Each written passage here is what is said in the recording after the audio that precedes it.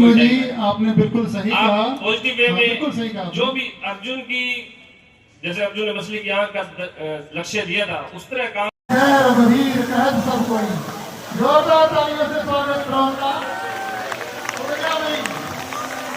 आ गया आपके सामने ये बात, ये आ रही है कौन? इधर सामने थोड़ा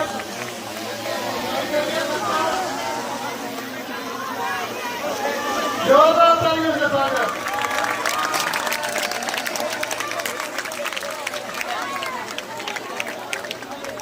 बस ठीक है अनुज, ठीक है, हमारे रेत आ रहे भाई।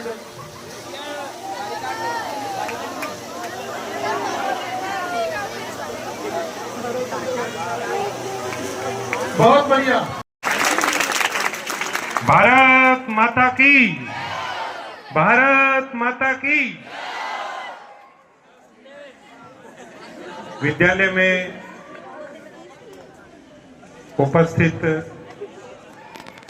समस्त स्टाफ, प्रधानाचार्य जी, अतिथिगण और प्यारे बच्चों, आप सबके इस अद्भुत कार्यक्रम पे आप सब बधाई के पात्र हैं। एक बार खुद के लिए और विद्यालय स्टाफ के लिए तालियां। हमारा जो है फील्ड मेडिसिन का या डॉक्टर लाइन का, मैं आपकी तरह से मुकेरा गांव का जो सरकारी स्कूल है उसमें पढ़ा हूँ 10वीं तक। बोर्ड में 10वीं वहीं से की है, 11th-12th ग्रामोत्थान विद्यापीठ संग्रिया के स्कूल से ही की है।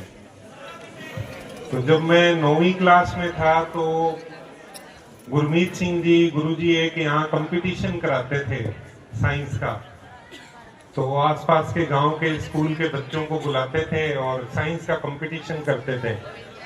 तो कंपटीशन से एक दिन पहले हमें हमारे स्कूल में नुकेरा सूचना आई भी ऐसा कंपटीशन है और उसमें जाना है। तो हम बिना तैयारी के उस कंपटीशन में पहली बार कोई कंपटीशन में गए थे। गांव के स्कूल में उस टाइम कंपटीशन का ऐसा कोई वो नहीं था माहौल।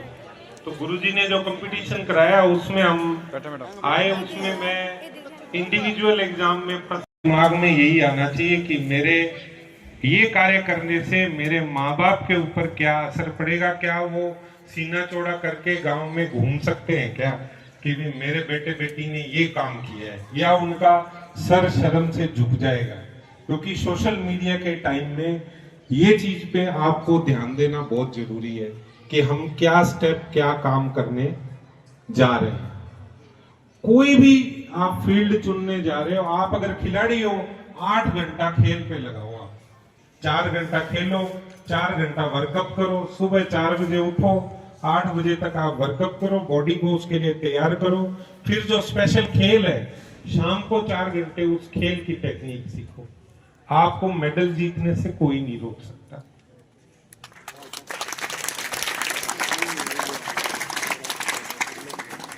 समय जो है, अनुशासन, डेडिकेशन, समर्पण और अपने माँ बाप को देख के सीखना, ये जो आभासी दुनिया है ना इंटरनेट की, इससे बाहर आओ। ये टेक्नोलॉजी जहां तक आपको क्लास अटेंड करने के लिए कोई मटेरियल के लिए वहां तक ठीक है, बाकी ये जो रील्स वीडियोस ये है ना, ये सिर्फ आभासी हैं। आप अपने जो हीरो हीरोइन कौन है, हमारे आदर्श कौन है, हमारे माँ बाप है। उनको कभी पेड़ों के चारों तरफ गाना गाते हुए, फिल्म में डांस करते हुए देखा है क्या? माँ बाप को रोजी रोटी कमाने में ही जीवन निकाल देते हैं। जो लोग ये रील बनाते हैं, फिल्में बनाते हैं, फिल्मों में काम करते हैं, वो उनका प्रोफेशन है, उनको उसके पैसे मिलते हैं। और उनको जो तरह तरह के कपड़े बदलते हैं वो भी उनको मुफ्त में मिलते हैं। तो वो आभासी दुनिया है, सिर्फ मनोरंजन तक सीमित है। उससे अपने को दूर रहना है और बाहर रहना है। बहुत सारी बातें हैं करने की, मैं अपने गांव में जो स्कूल है वहां पे बच्चों से निरंतर संपर्क में रहता हूं, तो ये सब बातें हमारी चलते रहती है, इसलिए ध्यान में। कल रात को मेरे पास एक बच्चा है मेरे गांव का, वो डी फार्मेसी कर रहा है, तो वो कहता सर मेरे को आगे के लिए बताओ आप। तो उसका ये कथन था कि हमारे गांव में नुकेरा में हम कम से कम 10 डॉक्टर हैं, 15-16 डॉक्टर हैं, उसमें से सारे हमारी फैमिली में से ही हैं। पहला डॉक्टर मैं बना था, उसके बाद हमारी फैमिली में 15-16 डॉक्टर हैं। कोई एमडी कर रहा है, कोई वेटरनरी में ये कर रहा है, एमबीएससी कर रहा है। तो उसका ये कहना था कि भाई साहब सरकारी स्कूल में पढ़े हुए बच्चे ही सारे गांव के कामयाब हुए हैं, जो प्राइवेट स्कूलों में जा रहे हैं ना, एक भी बच्चा नौकरी या कामयाब नहीं हुआ है। तो मैंने कहा उसकी वजह है जो ये शिक्षक बैठे हैं ना, इनके लिए शिक्षक बनना आज आईएएस बनने से ज्यादा टफ हो गया है। रीट के लिए प्री मेंस फिर आरपीएससी पता नहीं कितने कितने एग्जाम देने पड़ते हैं। तो ये जो शिक्षक है ना, ये प्राइवेट स्कूल्स में जो आधे अधूरे भाड़े पे रखे हुए शिक्षक हैं, उनसे इनका स्टैंडर्ड बहुत ऊंचा है। इनके पास ज्ञान का भंडार है, कोई इनसे ज्ञान लेने वाला चाहिए। इनके लिए भी यादव भाई, तो इन शिक्षकों के लिए, इनकी मेहनत के लिए एक बार जोरदार तालियां। एक छोटी सी कहानी है, ये नौकरी ज्वाइन करनी है या ये business, x-ray technician, MRI technician, CT scan technician, operation theatre में ऑपरेशन जो करवाते हैं ओटी असिस्टेंट, आंखों के डॉक्टर को असिस्ट करने वाले ऑप्थेल्मिक असिस्टेंट, नंबर चेक करने वाले रिफ्रैक्शनिस्ट, ऐसे हर डिपार्टमेंट के असिस्टेंट है। जैसे कान की जांच करने वाले, सुनाई देता है कि नहीं, ऑडियोमेट्रिस्ट, तो हर डिपार्टमेंट के साथ असिस्टेंट्स के भी है। ये कोर्सेज जो हैं मेडिकल कॉलेज, एमबीबीएस का, veterinary college, Ayurvedic college, homeopathic college, इनके लिए अब एक ही एग्जाम होता है, नीट का एग्जाम होता है, उसमें मेरिट के अकॉर्डिंग होता है। फिर नर्सिंग का अलग एग्जाम होता है और अलग अलग जगह सीट्स हैं, आपके ऊपर डिपेंड करता है। ये मेरा तो एक ही रिक्वेस्ट है कि आजकल जो ट्रेंड चल गया है नर्सिंग कॉलेज में और जो दूसरे हमारे पैरामेडिक्स जो कोर्सेज हैं, उसके अंदर एक ही चीज करते हैं कि जी फीस चाहे 10,000 ज्यादा ले लो, माने आनो ना पड़े, डिग्री दे दियो। This is the worst thing. आप एक बात बताओ भी, आप बीमार हो गए, आप मेरे पास आए, आपको पता चले भी ये डॉक्टर कभी कॉलेज गए ही नहीं, डिग्री पैसे एक्स्ट्रा पैसे दे के लेके आपके बैठा है, तो क्या आप मेरे से इलाज कराना पसंद करोगे? वैसे ही अगर कोई नर्सिंग स्टाफ है जिसने सुई लगानी है और वो कभी कॉलेज गए ही नहीं, सिर्फ पैसे से डिग्री लेके ओके सरकारी एग्जाम देना है, सरकार में लगना है, तो क्या उससे आप सुई लगाना पसंद करोगे क्या? तो उसको खुद पे अप्लाई करके देखो। तो मेरा तो यही है कि जिस भी कोर्सेज में जाओ उसके क्लास अटेंड करो, उसको सीखो अच्छे से, उसको समय देने की बात है। वही बात जो शुरू में मैंने कही, इनक्रेडिबल जो प्रोफेशनल्स यहाँ पे आए हुए हैं आपको गाइडेंस देने के लिए, और रतनपुरा के ही सभी स्टाफ मेंबर्स और प्यारे बच्चे। मैं रितु तनेजा डाइट से, मुझे बहुत अच्छा लग रहा है कि यहाँ पर ऑलमोस्ट जो मेजॉरिटी देख रही हूँ वो यहाँ पे गर्ल्स की हैं, हंसते मुस्कुराते चेहरे देख रही हूँ, और बॉयज पीछे जिनका ध्यान कहीं और ही है और ये बहुत सिंसियरली सुन रही हैं बातें। यहीं से डिफरेंस पता लग रहा है कि आप कितने सिंसियर हैं। Sincerity is the sign of noble persons.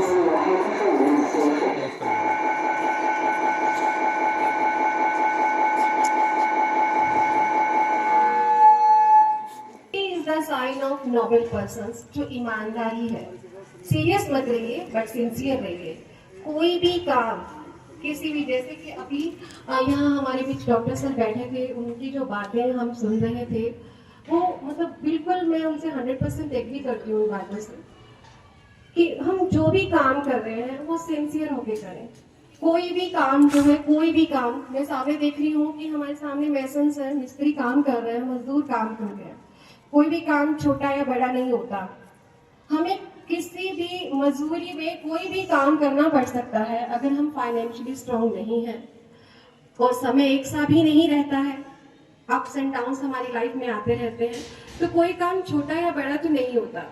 हम किसी भी काम को करें तो उसे पूरे मनोयोग से करें, शिद्दत से करें, ईमानदारी से करें, ताकि हम रात को जब सोए तो हमें सुकून की नींद आ सके।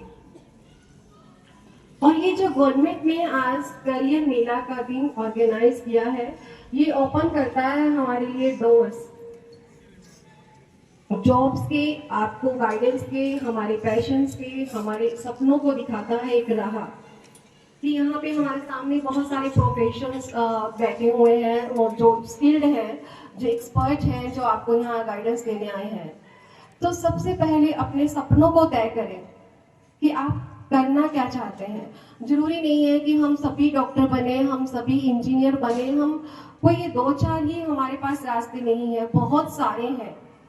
मैं कहती हूँ एक होम मेकर भी जो होती है, जो गृहिणी होती है, जैसा कि सर ने बताया कि जो माँ हमारी होम मेकर होती है, वो भी एक सबसे सम्मानीय है, जो सुबह से लेके शाम तक बिना किसी शिकायत के, बिना किसी एक्सपेक्टेशन से कि उन्हें कोई आदर मिलेगा, कोई मान मिलेगा या उन्हें कोई आराम भी मिलेगा, वो लगातार सुबह से लेके शाम तक काम करती हैं। क्या आप एग्री हैं इस बात से?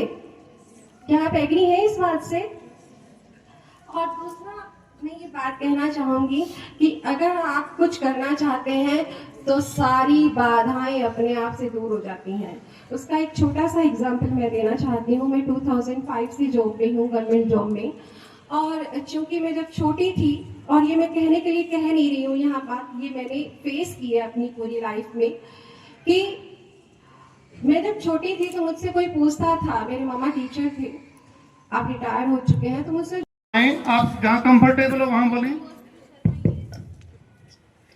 नमस्ते सभी को। मीडिया से हैं। मेरा नाम आयुष वशिष्ठ है और इंट्रोडक्शन में मैं अगर कहूँ तो शायद आप सब सुमन शर्मा जी से पढ़े हैं, मैं उन्हीं का बेटा हूँ। सुमन शर्मा मैम के बेटे हैं।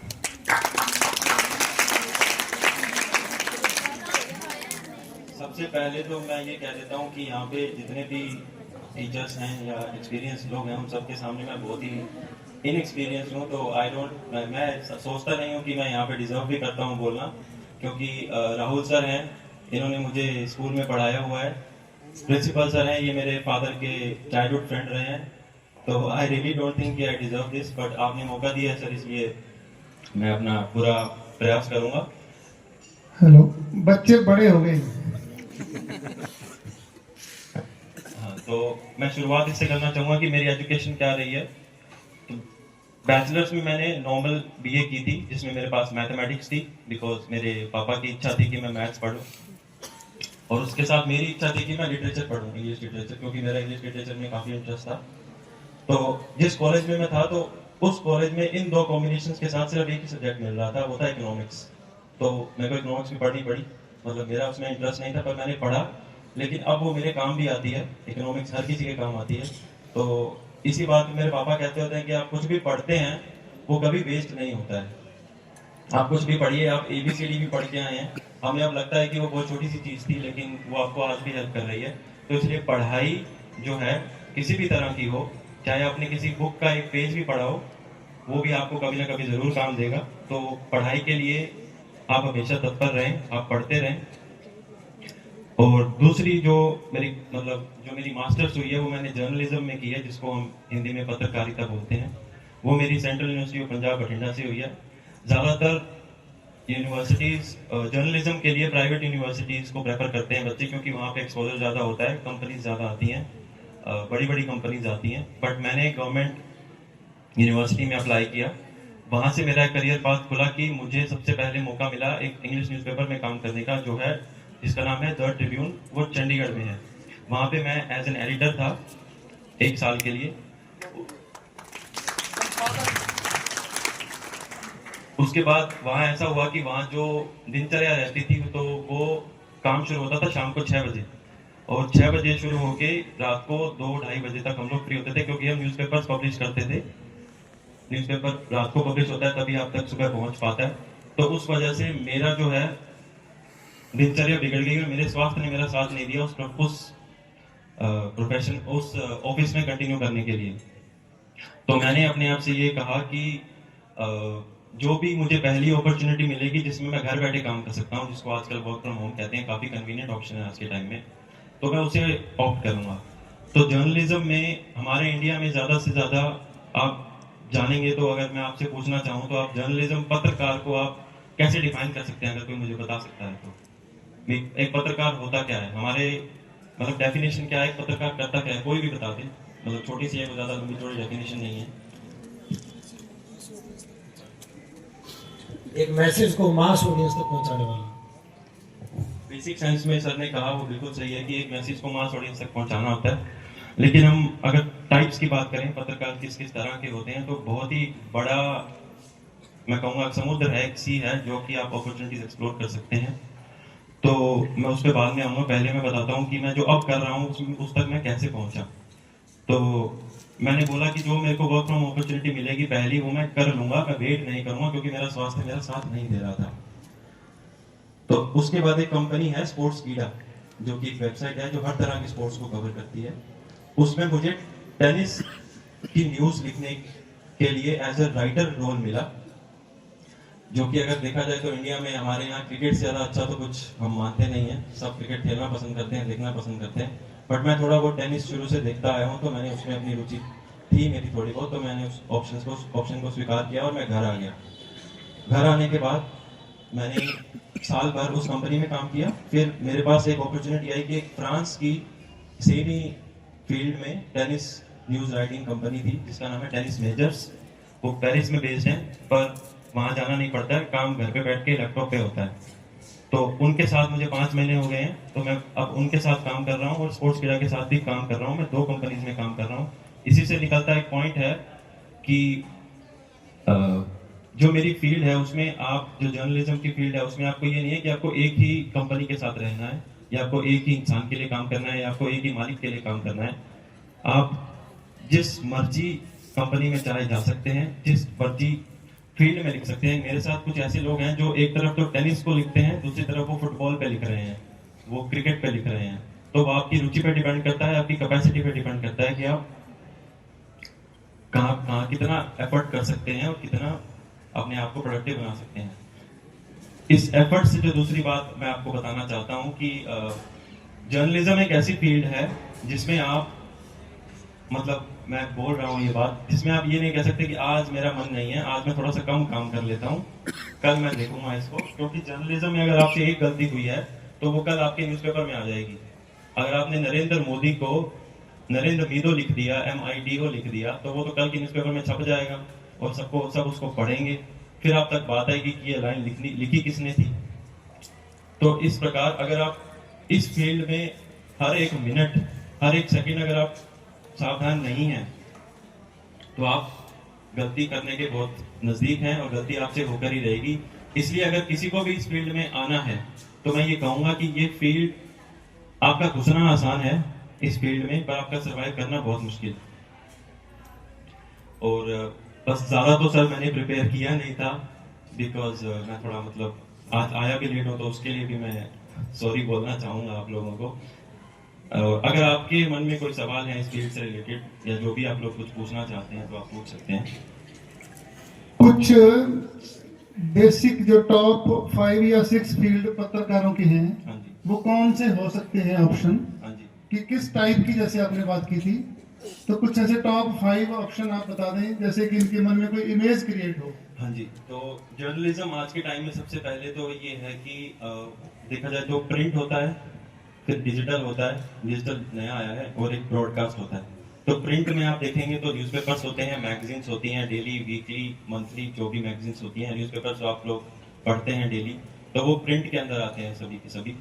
अगर आप उनमें अपना करियर बनाना चाहें तो आपकी लैंग्वेज पे पकड़ अच्छी होनी चाहिए, चाहे आप हिंदी न्यूज़पेपर के लिए जा रहे हैं, चाहे आप पंजाबी न्यूज़पेपर के लिए जा रहे हैं, या कोई भी रीजनल या इंग्लिश के लिए, जिस भी लैंग्वेज के लिए आप जा रहे हैं, आपकी उसमें पकड़ अच्छी होनी चाहिए। दूसरा जो है ब्रॉडकास्ट जो आप लोग टीवी में देखते हैं, जो आपके टीवी में एंकर्स आते हैं, जो मतलब न्यूज़ चैनल्स होते हैं, तो उसमें आपकी स्पीकिंग बहुत अच्छी